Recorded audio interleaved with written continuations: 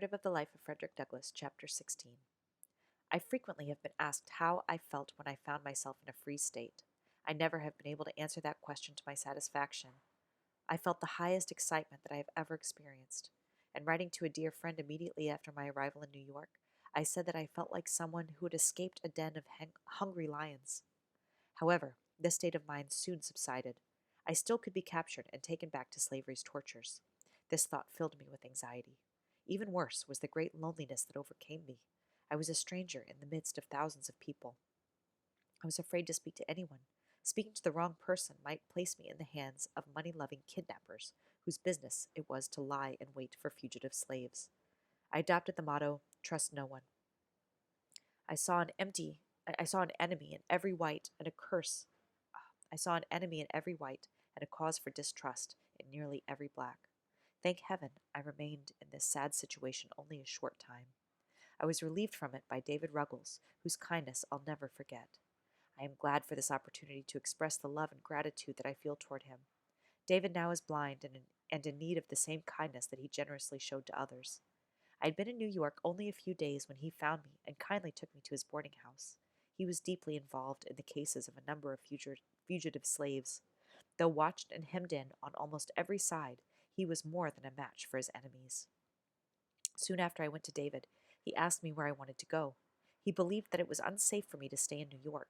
I told him that I was a caulker, and I would like to go where I could get work. I thought of going to Canada, but he advised me to go to New Bedford, Massachusetts, thinking I would be able to find work there. At this time, Anna Murray, a free woman who was my intended wife, came to New York. I had written to her immediately after my arrival, asking her to come. A few days after she arrived, we were married. After the wedding, with a gift of $5 from David, we boarded a steamboat bound for Newport on our way to New Bedford. When we arrived in New Bedford, we were directed to the house of Nathan Johnson. He and his wife were most kind and hospitable, and took a lively interest in our welfare. They truly deserved the name of abolitionists. We now began to feel safe and started to prepare ourselves for the duties and responsibilities of a life of freedom. At breakfast on our first morning in New Bedford, the Johnsons asked me what name I wanted to use.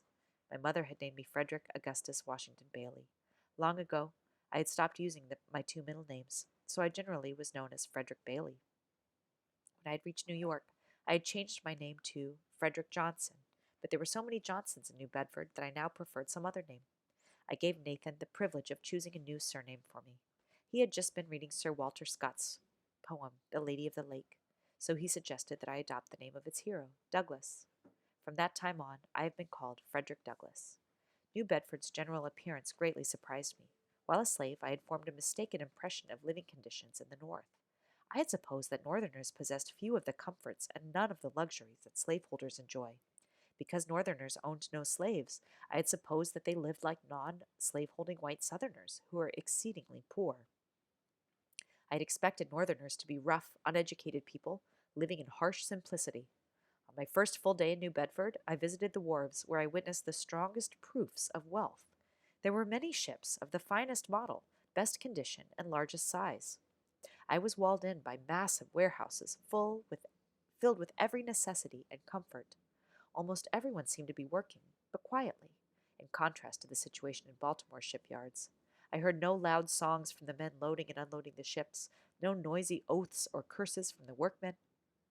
I saw no whipping of men, yet all the work seemed to proceed smoothly. Every man appeared to understand his work and do it with a sober, cheerful determination that indicated a sense of his own dignity. From the wharves, I strolled around the town, gazing with wonder and admiration at the splendid churches, beautiful homes, and finely cultivated gardens.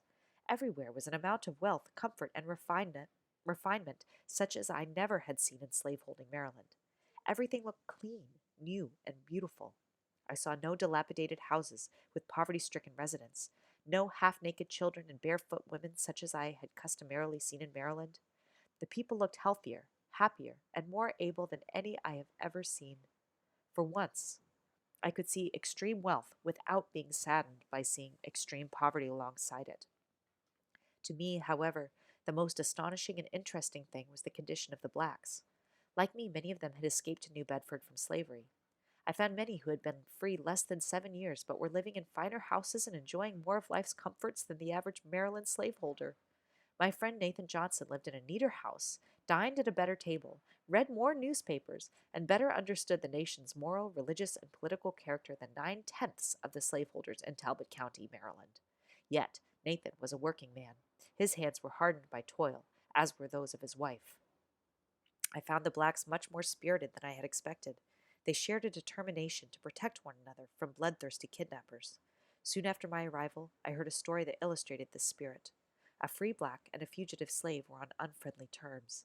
The freeman was heard threatening to tell the runaway's master where to find the fugitive. Immediately, the black community called a meeting to discuss business of importance. They invited the freeman. At the meeting, the people appointed an old religious gentleman as chairman. This gentleman offered a prayer and then said, "Friends, we've got him here. I recommend that you young men take him outside and kill him." A number of men bolted at the freeman, but others stopped them. The betrayer escaped and has not been seen in New Bedford since. 3 days after my arrival, I found employment helping to load a ship with barrels of oil. It was new, dirty, and hard work for me, but I did it with a glad heart and willing hand. I was my own master. Only those who have been slaves can understand the joy that I felt.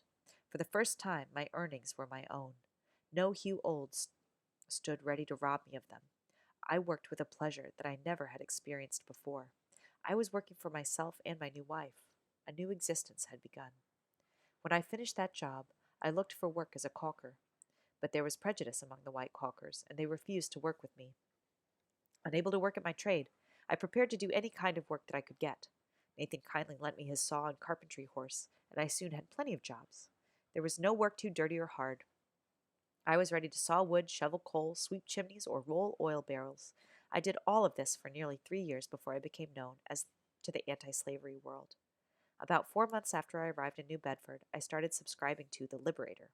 I read this newspaper from week to week with deeper feelings than I can describe. It became my meat and drink. It set my soul on fire. Its sympathy for my fellow slaves, denunciations of slaveholders, exposures of slavery, and powerful attacks on slavery's defenders thrilled me. The Liberator introduced me to the principles, activities, and spirit of the anti-slavery movement. I took up the cause. I could do only a little, but I did it joyfully.